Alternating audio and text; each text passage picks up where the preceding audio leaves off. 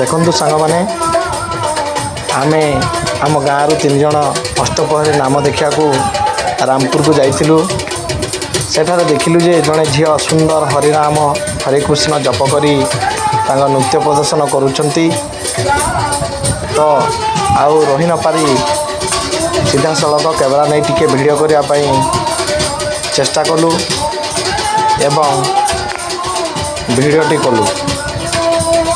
ବହୁତ ସୁନ୍ଦର ଭାବରେ ସେମାନେ ତାଙ୍କର ହରେକୃଷ୍ଣ ହରିନାମ ଗାନ କରି ନୃତ୍ୟ ପ୍ରଦର୍ଶନ କରୁଛନ୍ତି। ଭିଡ଼ିଓଟିକୁ ଶେଷ ପର୍ଯ୍ୟନ୍ତ ଦେଖନ୍ତୁ ଏବଂ ଭଗବାନଙ୍କ ନାମ ନିଅନ୍ତୁ।